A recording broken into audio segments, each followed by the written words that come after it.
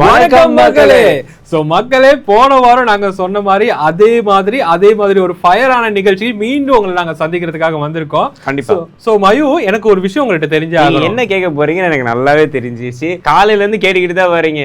அதாவது நேத்து லவர்ஸ் டே, எத்தனை ப்ரொபோசல்ஸ் வந்துருச்சு, क्वेश्चन பேப்பர் லீக் ஆகிருச்சா? நீங்க என்ன கேட்க போறீங்கிறது எனக்கு முன்னாடியே தெரியும் சாசி. அதனால அப்படிதான் தெரியும். என்ன உங்க கண்ணுக்கு தெரியுது? என்ன உங்க கண்ணுக்கு தெரியுது? இவன் முகத்துல புடிச்சு போய் ராமசாமி செத்து போயிட்டான்டா. அது மட்டுமா, காலையில இருந்து என்ன கேட்டீங்க?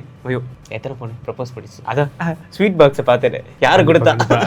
சரி மயூ, நான் உங்கள்கிட்ட பர்சனலா கேட்ட கேள்வியா மக்களுக்கும் தெரிஞ்சுக்கணும்ல, போட்டு கொடுக்குறியா?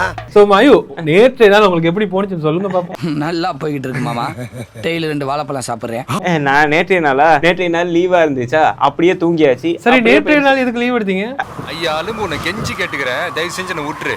அதாவது வந்து அவசரமான ஒரு லீவு, மெடிக்கல் லீவு அப்படின்னு நினைப்பீங்க. ஏன்னா நேற்றைய நாள் வந்து படங்கள் வந்து ரீ ரிலீஸ் பண்ணப்பட்டிருக்குது. மிஸ் பண்ணிட்டீங்கல்ல? கண்டிப்பா. அதான் எங்க ஷோ பார்த்துட்டு போகணுன்றது வாய்ப்பே கிடையாது.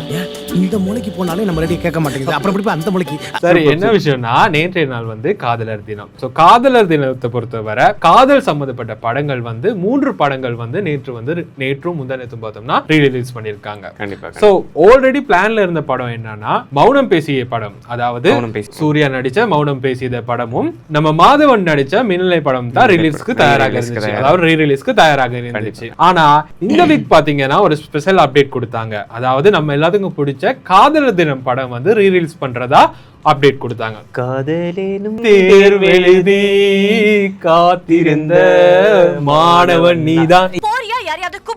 என்னையவே சொல்லுவீங்க, நான் மாணவன் கிடையாது. உனக்கு ரிசல்ட்ஸ் வரதா நீ வெயிட் பண்ணிட்டு இருக்கேன்னு எனக்கு தெரியும். தலைவரே 27 வயசு ஆயிடுச்சு தலைவரே, என்ன நீங்க அத வேற ஞாபகப்படுத்தி போட்டீங்களடா, நெஞ்சா இருக்குடா. சூப்பர் தல. எனக்கு வீட்ல என்னமோ உங்களுக்கு அலைன்ஸ் பாக்குறதா நான் கேள்விப்பட்டேன். What happen? காத்திருந்து காலங்கள் போகுது. சோ இந்த படம் வந்து ரிலீஸ் ஆன டைம்ல எவ்வளவு பெரிய ஒரு வெற்றி வந்துச்சுன்னு நமக்கு தெரியும். இப்ப காதலர் தினம் படம் பாத்தீங்கன்னா நம்ம எல்லாருக்குமே பிடிச்ச பாட்டு, அந்த படத்துல உள்ள பாடல்கள் சரி எல்லாமே, அந்த விசுவல்ஸ் எல்லாம் இப்போ கூட கண்ணுல ஓடிட்டே இருக்கு. அதுல இருக்க விஎஃப்எக்ஸ் கூட நம்ம அந்த காலத்திலயும் இப்படிப்பட்ட விஎஃப்எக்ஸ் பண்ணிருக்காங்களா? ஏன்னா அதுல வந்து ஆக்டர் வந்து இப்படி கையை நீட்டுவாரு, மேல டாப் ஆங்கிள் கேமரா போகும், அதுல வந்து பறவைகள்லாம் பறக்கும். என்னங்கடா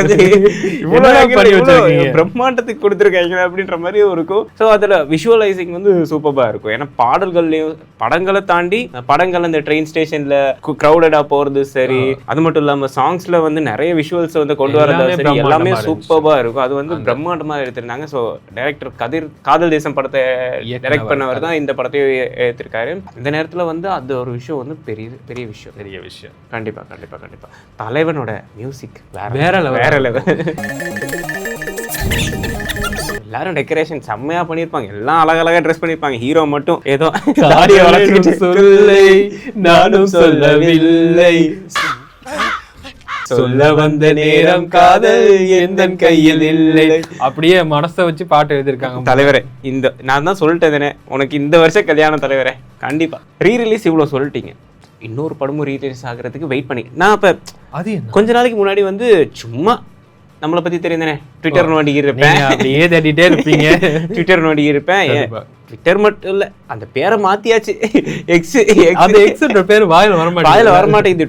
ட்விட்டர் என்ன பண்றது? ஸோ ட்விட்டர் தடிக்கிட்டு போய்கிட்டு இருக்க நேரத்துல வந்து ஒரு விஷயம் வந்து அகப்பட்டுச்சு. என்னன்னா, இந்த 20ஆம் தேதி வேர்ல்டு வைட் வந்து தெரி ரிலீஸ் ஆக போகுதுன்றது வந்து அஃபிஷியலா வந்து, அதாவது அந்த படத்தை வந்து ரிலீஸ் பண்ண போகிற கம்பெனி வந்து அஃபிஷியலாக வந்து அவங்களுடைய இன்ஸ்டாகிராம் பேஜ், ஃபேஸ்புக் பேஜ் எல்லாத்துலேயும் வந்து ஃபுல் ஸ்ப்ரெட் பண்ணிட்டாங்க. ஸோ திரும்பவும் தியேட்டர்ல பெரிய ஒரு சம்பவம் ஒன்று நடக்க போகுது. கண்டிப்பாக நான் எதிர்பார்த்த ஒரு விஷயம் வந்து ஜனநாயகன் இந்த 19-20 வந்துரும்னு சொல்லி. ஸோ கண்டிப்பாக அது வந்து வர்றதுக்கு வாய்ப்பு இருக்கு.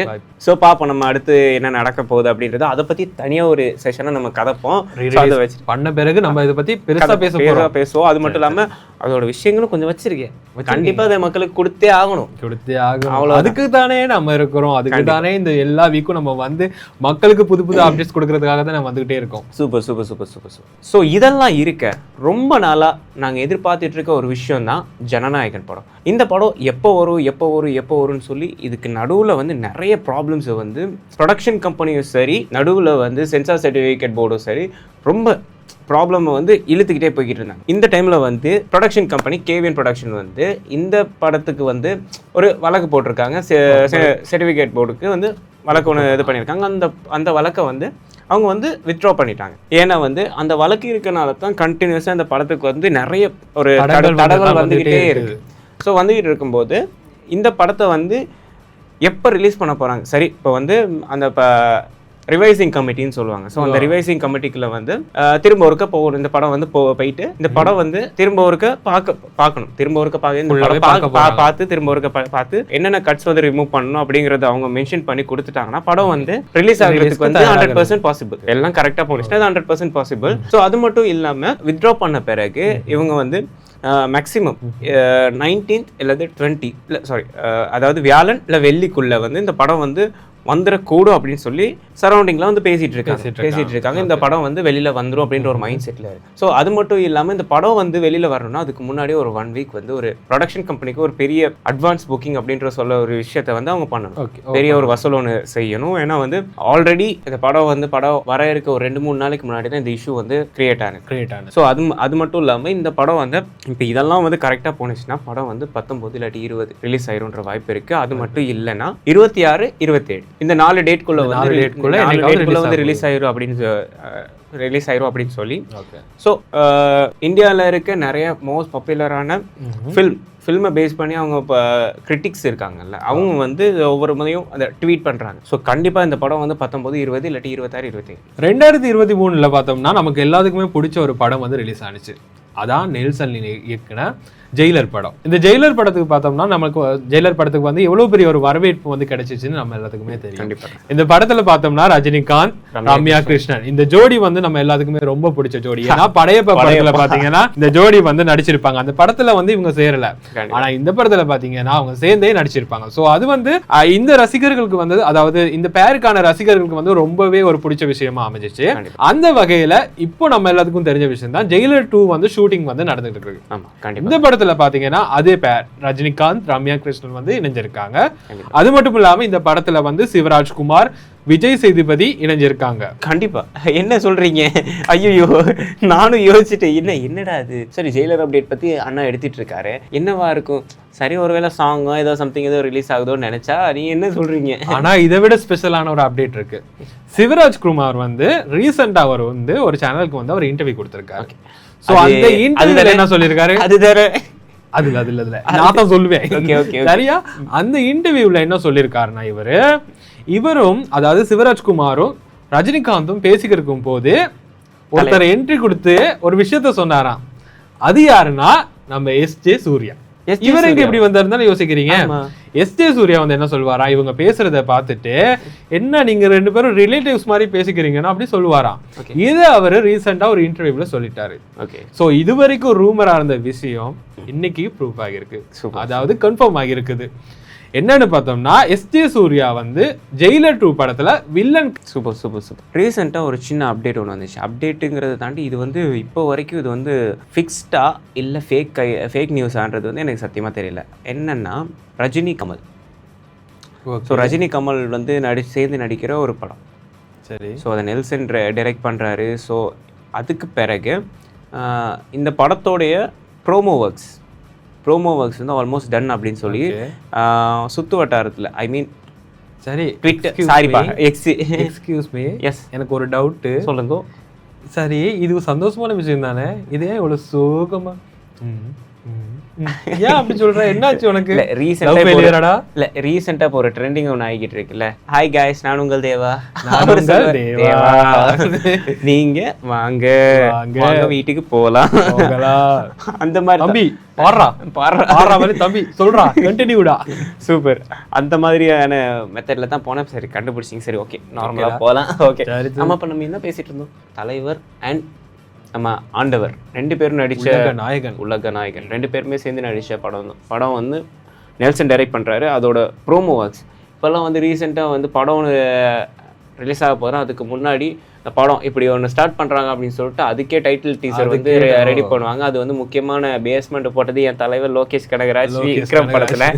ஸோ அந்த மாதிரி வந்து நெல்சன் வந்து டைரக்ட் பண்ணுற இந்த படத்தில் வந்து 2 பேரும் சேர்ந்து நடிக்கிறாங்க. இவங்க வந்து ஒரு ஓல்டு கெட்டப், ஐ மீன் அவங்களுடைய ஆரம்ப காலத்து கெட்டப் வந்து இதில் வந்து இவங்க வந்து பண்ண போகிறாங்க அப்படின்ற ஒரு மைண்ட் செட், ஐ மீன் தகவல்கள் வந்துட்டுருக்கு. அது மட்டும் இல்லாமல் சில நேரம் வந்து இது வந்து டிஏஜிங் வேலையாக இருக்குமோ, ஐ மீன் இருக்கலாம். அதாவது கிரேட்டஸ்ட் ஆஃப் ஆல் டைம், அதாவது நம்ம கோட் படத்தில் வந்து விஜய் பண்ணியிருப்பாங்கல்ல, தளபதிக்கு பண்ணியிருப்பாங்கல்ல, அந்த மாதிரி டிஏஜிங் மாதிரி பண்ண டிஏஜிங் மாதிரி பண்ணால் வேற மாதிரி இருக்கும். அதாவது தலைவர் வந்து தலைவரும் ஆண்டவரும் அப்படி நிற்கிற மாதிரி ஒரு ஸ்டில் ஒன்று அப்படி சுற்றுவட்டாரத்தில் ஏஐல கிரியேட் பண்ணி போட்டிருந்தாங்க.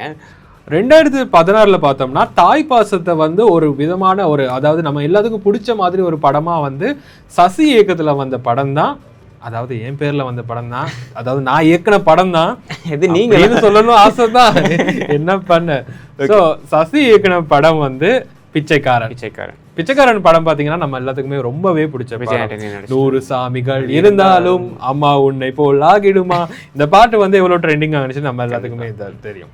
ஸோ அதை தொடர்ந்து வந்து பிச்சைக்காரன் 2 வந்து 2023 வந்து ரிலீஸ் ஆனிச்சு. ஸோ அந்த படமுமே ரொம்பவே ஒரு வெற்றியை பெற்றுச்சு. இதுக்கிடையில விஜய் ஆண்டனி கிட்ட இப்போ ரீசெண்ட் டைம்ல மக்கள் வந்து கேட்கிற கேள்வி என்னன்னா, பிச்சைக்காரன் பார்ட் 3 வந்து எப்போ வரும்னு. பார்ட் 3 யோசிச்சு பார்க்கல தானே நீங்க, பார்ட் 3 எப்போ வரும்னு யோசிச்சு பார்க்கல தானே.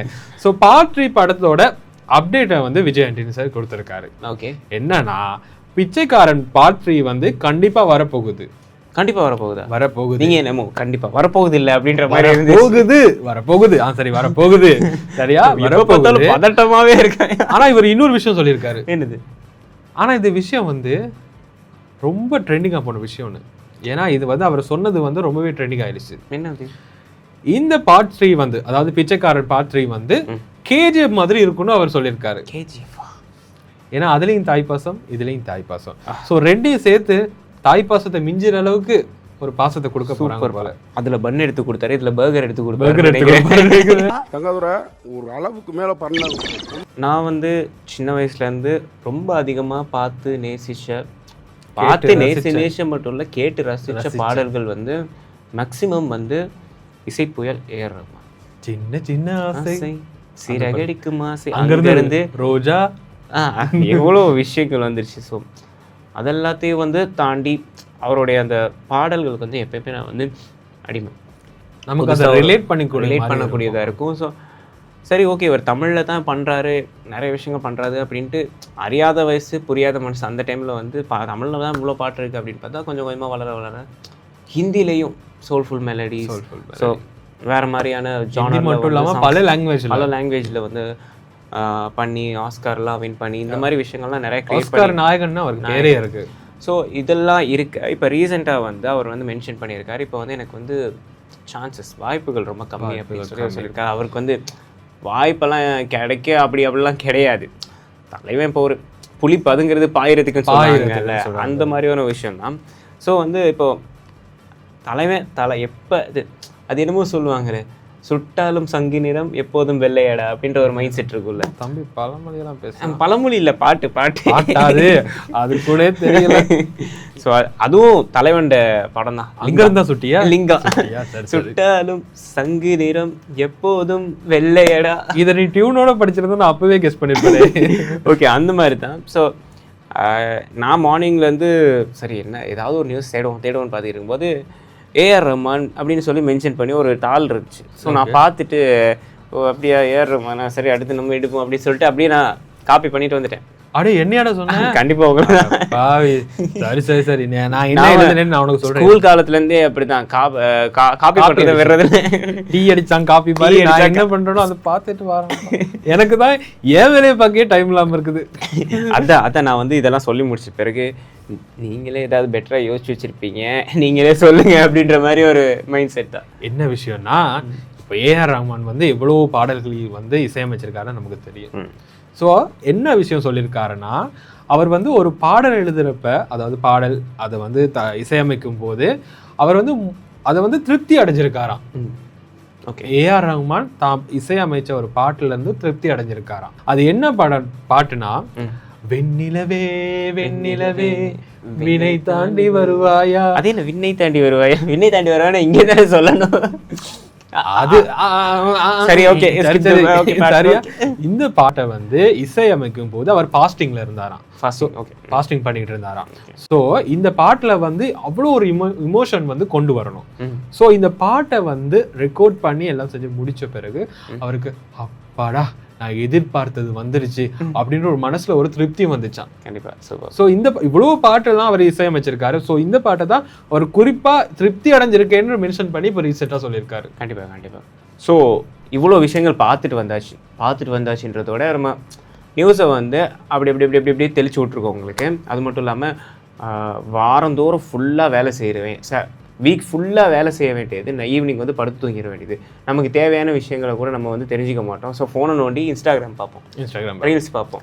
ஸோ அதை தாண்டி நாங்கள் வந்து சினி பைக்ஸ் நிறைய கொண்டு வந்து கொடுத்துருக்கோம். ஸோ இது மட்டும் இல்லாமல் எங்களுக்கு வந்து கமெண்ட்ஸ் வர்றது கொஞ்சம் கம்மி. ஏன்னா வந்து பாஸ் சூப்பராக பண்ணுறீங்க பாஸ், நல்லா பண்ணுறீங்க பாஸ், எங்களுக்கு இந்த என்கரேஜை தாண்டி எங்களுடைய மைனஸ் அண்ட் ப்ளஸ். ஸோ நீங்கள் வந்து அதை வந்து யூடியூப்பில் வந்து கமெண்ட் செக்ஷன்லையோ, இல்லை ஃபேஸ்புக்கில் வந்து கமெண்ட் செக்ஷன்லையோ, இல்லை டிக்டாக்ல வந்து கமெண்ட் செக்ஷன்லையோ, இல்லை இன்ஸ்டாகிராமில் வந்து கமெண்ட் செக்ஷன்லையோ நீங்கள் வந்து போடலாம். நீங்கள் எப்படி கழுவி ஊற்றினாலும் அதை நாங்கள் எடுத்துக்கிட்டு அதை வந்து ஜஸ்ட் நாங்கள் வந்து கரெக்ட் பண்ணிவிட்டு நாங்கள் ப்ரெசென்ட் பண்ணுறதுக்கு நாங்கள் ரெடியாக இருக்கோம். அது மட்டும் இல்லாமல் இப்போ உங்களுக்கு ஏதாவது ஒரு நியூஸ் தெரிஞ்சுக்கொள்ளணுமா, இதை பற்றின அப்டேட்ஸ் ஏதாவது இருந்தால் சொல்லுங்கள். இதை பற்றின ஏதாவது மூவி இல்லாட்டி ஒரு ஆக்டரோட அடுத்த நெக்ஸ்ட் ஸ்டெப் என்னது, அதை பற்றின அப்டேட் ஏதாவது உங்களுக்கு தெரிஞ்சணும்னா, அதை பற்றி உங்களுக்கு டீட்டெயில்ஸ் வேணும்னு சொல்லி நீங்கள் கமெண்ட் பண்ணுங்கள். கண்டிப்பாக நெக்ஸ்ட் ப்ரோக்ராமில் அதை பற்றின அப்டேட் வந்து உங்களுக்கு நாங்கள் கண்டிப்பாக நாங்கள் தரோம். அது மட்டும் இல்லாமல் உங்களுக்கு இன்னும் என்டர்டெயின்மெண்ட்டாக நாங்கள் பேசணும், எல்லாம் சொன்னது தான் அந்த மாதிரி தான். எங்களுக்கு வந்து இந்த யோகி பாபு அவங்கள மாதிரிலாம் அந்த ஃபன் சடனாக கவுண்டர் கொடுக்க முடியாது. பட் நாங்கள் பண்ணலாம், இதெல்லாம் சொல்லவே தேவையில்லை. சரி இருந்தாலும் சொல்கிறோம்.